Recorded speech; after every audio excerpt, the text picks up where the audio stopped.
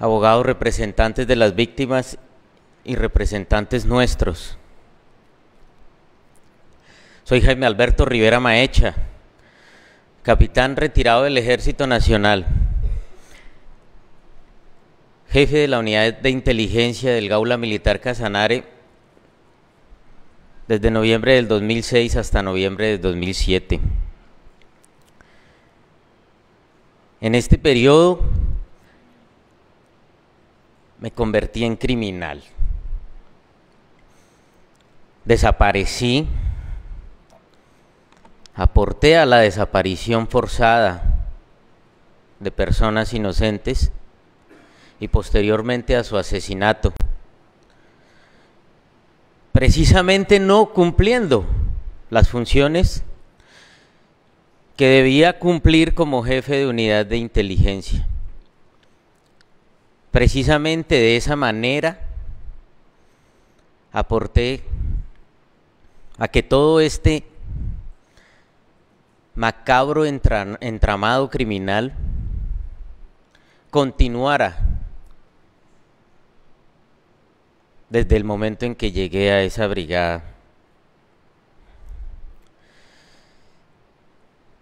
Llegué al Gaula después de haber sido trasladado a otra unidad en Boyacá, a la cual nunca me presenté, porque las necesidades del servicio hicieron que los directores de personal y jefe de desarrollo humano del Ejército entonces me destinaran a esta unidad. Habiendo llegado al Gaula y después de mi presentación,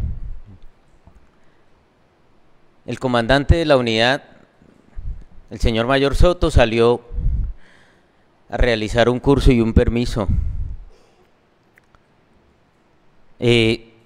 Fui abordado por otros dos miembros del Gaula diciéndome que tenían una información y que esa información correspondía al seguimiento de una persona que había sido miembro de un grupo ilegal.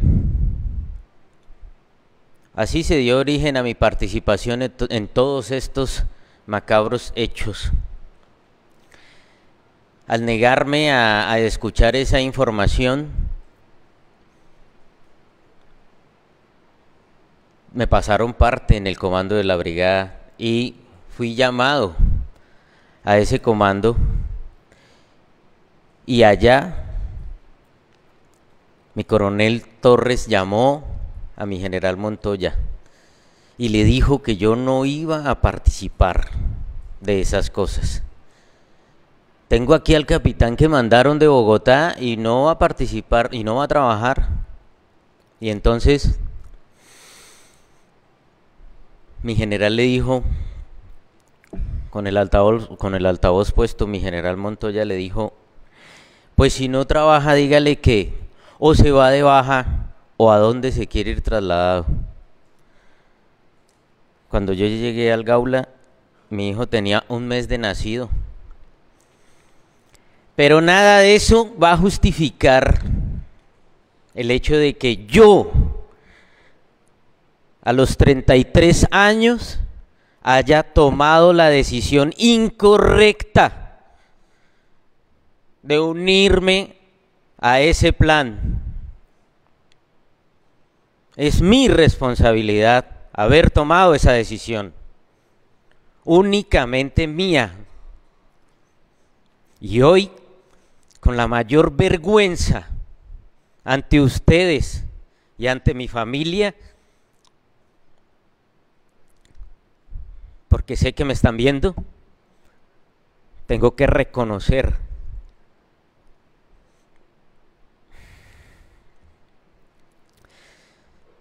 que mis actos no tuvieron nada de valentía.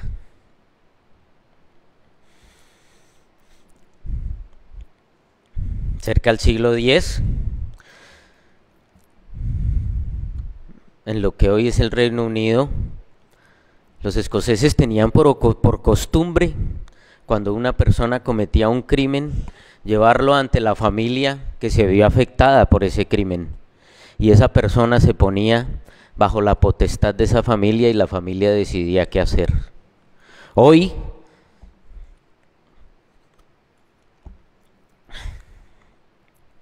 estoy aquí ante ustedes con el mayor respeto y la mayor humildad para ponerme a disposición de todas esas 59 víctimas que durante ese año produjimos de manera ilegal.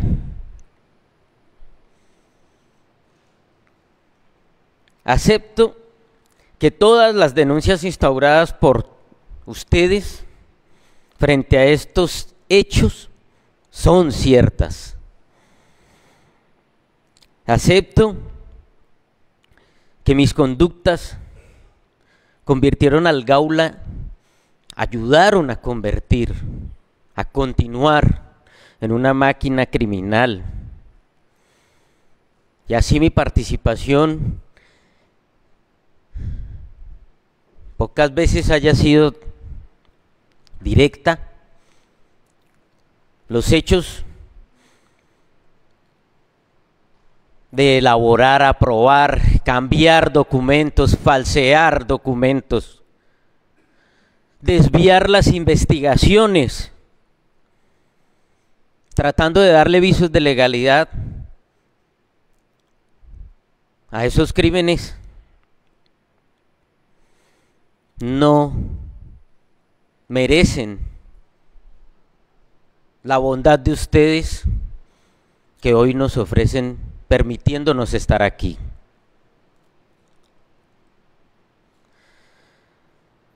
Reconozco que manché el nombre de sus familiares, de sus seres queridos, con estas actuaciones, haciéndolos ver como miembros de grupos ilegales.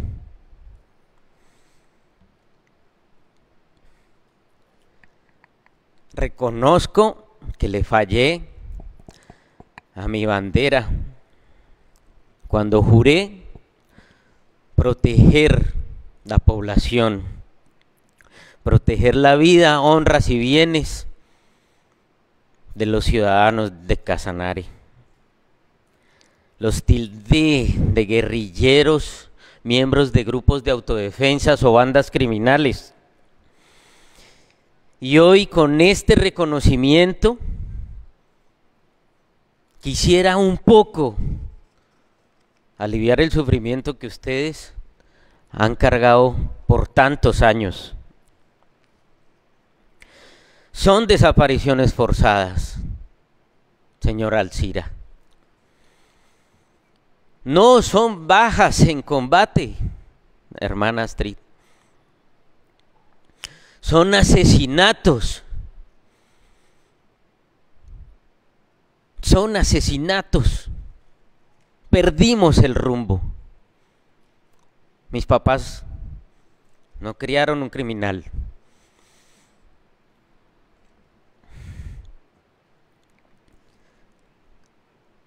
Me están viendo.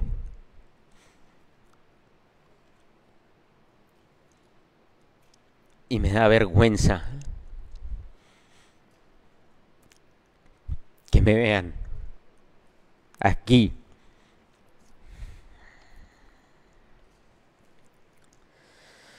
Me comprometo a luchar por la verdad, por restablecer el buen nombre y la honra de sus familiares y tratar en algo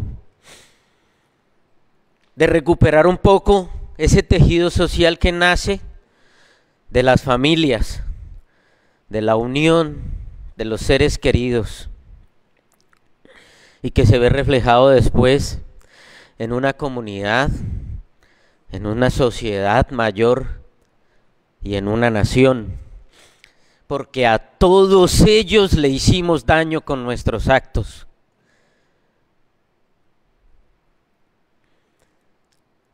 Reconozco que causé daños económicos, frustré sueños y proyectos de vida. Reconozco que causé daños morales y que han sufrido un dolor incalculable que jamás me podré imaginar. Soy responsable de las enfermedades que le han causado a ustedes ese dolor, de la revictimización y de la estigmatización de familias, comunidades y sociedades. Estos hechos son irreparables, pero también imperdonables. Como miembro del Gaula, fui felicitado en 31 oportunidades. Para ponerlo en un contexto, señor magistrado, y si me lo permite, es muy difícil, casi imposible que un oficial del ejército o un suboficial reciba una o dos felicitaciones de un comandante de brigada en un lapso evaluable. Yo recibí 31, el triple de lo normal. Recibí 6 felicitaciones del Comando General de las Fuerzas Militares. Y hoy quiero despojarme de todo eso, que no lo puedo hacer en físico. Pero esas felicitaciones que me escalafonaron en lo mejor, no pueden hacer parte de mi hoja de vida porque fueron obtenidas de manera engañosa, de manera mentirosa y de manera criminal. Por eso solicito a la magistratura permiso para devolver la condecoración que me otorgó el Gaula, la Dirección Nacional de los Gaulas, como premio a esas mentiras, como premio a ser parte de ese entramado, como premio, señorita Mauren, a quitarle la vida a seres como su papá. Por lo mismo quisiera que, si me lo permiten, con todo el respeto, entregar al doctor Fernando Rodríguez esta presea para que la pongan a disposición de ustedes, todos, y que ustedes decidan qué hacer con ella, porque no la merecí, porque no la merezco y debe estar en otro lugar que no sean los reconocimientos en mi casa, porque no quiero que mi familia vea esta presea y me pregunte un día cómo la obtuve. Y aunque les he dicho la verdad, no quiero recordarla. En un futuro con ellos, quisiera convertirme, volver a ser un hombre de bien, si algún día Dios me lo permite. Señor Rivera, tomamos nota de lo que nos está planteando y hay algunas reflexiones que junto a mi colega la magistrada Catalina Díaz queremos hacer sobre este punto específico. Muy breve porque sé que estamos contra el tiempo, pero lo primero es tomar como referencia la intervención de la hermana Astrid Tumay, cuando ella nos decía que ella planteaba la importancia respecto a que se despojen de sus premios. Viene desde las víctimas una manifestación en ese sentido. Para nosotros como magistratura son temas que necesitamos ver con mayor detalle y este tipo de actos tienen que ser construidos progresivamente. Estas medallas, estos premios están manchados de sangre. Rompen este espacio, rompen con diversos procesos de dignificación de las víctimas, pero entendemos la buena fe con la que usted quiere hacer esta entrega y lo que nos manifiesta respecto a que el destinatario final de este mensaje son las víctimas. Pero por ahora lo invito a que las deje en esta mesa. Como usted lo señalaba, y porque lo han dialogado así con algunas de las víctimas, entiendo que el representante legal de las víctimas va a tomar estas medallas, pero que también estas medallas quedan en custodia de la Jurisdicción Especial para la Paz. Cuando sea el momento adecuado, si verificamos que hay una contribución robusta a la verdad, porque también tenemos que continuar la verificación de todo lo que usted nos dice, quizás llegue ese momento en el que podamos decir, es posible resignificar este tipo de premios, de medallas, que como dije están manchadas de sangre, pero que podrían en el marco de las propuestas restaurativas en un futuro y previo diálogo con las víctimas y previo caminos concertados con las víctimas, eventualmente en un futuro ser un símbolo de la memoria del horror, y estableceremos judicialmente cuál es el lugar de este tipo de referencias de la atrocidad ocurrida.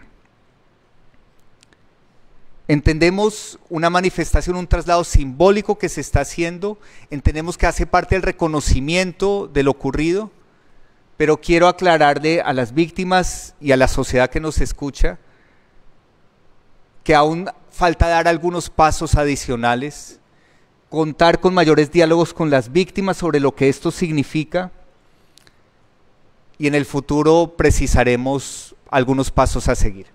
Le doy la palabra en este punto si quisieras complementar algo en el tema. Yo lo único que quisiera decir es que es también conmovedor y poderoso, señor Rivera, oírlo decir que sus padres no crearon un criminal y que usted en este momento siente vergüenza. Y lo digo porque parte de esclarecer por qué ocurrieron estos crímenes es ver que había en las políticas oficiales, ver por qué los incentivos, como justamente esa condecoración, y hace tal vez, no sé, un mes, un poco más, nos decía en versión voluntaria un coronel, decía, usted no sabe, magistrada, lo importantes y lo valiosas que son para nosotros las condecoraciones. Decía, los militares vivimos de las condecoraciones. Entonces, esta sala de reconocimiento de verdad y responsabilidad se ha esforzado por comprender cuáles fueron las políticas institucionales, cuál fue la política de incentivos, cómo los permisos, las condecoraciones, las felicitaciones, los planes Caribe, otros planes de bienestar, los cursos en el exterior, las posiciones en el exterior, fueron elementos determinantes para la comisión de estos crímenes. Nos hemos esforzado en comprender cómo funcionó la presión por resultados operacionales, cómo funcionó el establecer el cuerpo del supuesto enemigo caído como el único indicador de éxito de las operaciones militares, ¿no? Ese conteo de los cuerpos, cómo funcionó la estigmatización de los campesinos de los distintos territorios, y aquí especialmente lo que pues ustedes nos han dicho, la zona de cordillera de este Casanare. Entonces es un símbolo de que hoy usted diga esa medalla es producto de la sangre de personas que fueron asesinadas cometiendo crímenes, y esa medalla representa en algún sentido la sangre de personas cuyo derramamiento le significó a usted 31 felicitaciones y esa condecoración. La sala incluso la podría apreciar como una prueba judicial dentro del expediente, una prueba de lo que significó la política institucional de conceder condecoraciones, y está la circular firmada por el entonces comandante de las fuerzas militares, el señor general Martín Orlando Carreño, que numeraba las bajas necesarias para obtener la medalla de servicios distinguidos de orden público. Eso está aprobado en el expediente, y esa medalla constituye, en mi opinión, lo discutiremos con el señor magistrado Parra, una prueba de cómo influyó la política institucional de incentivos para la comisión de estos graves crímenes. Es lo que yo quisiera decir. Gracias. Y para finalizar este punto, le quiero dar la palabra al abogado de las víctimas, el señor Fernando Rodríguez Quecán, pero solo, por favor, un minuto en relación con este tema puntual de la medalla.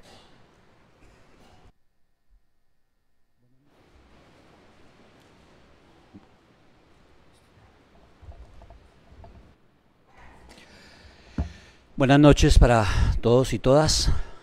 Muchas gracias, honorable magistrado Oscar Parra, honorable magistrada Catalina Díaz, apreciados sobrevivientes, víctimas, comparecientes, colegas.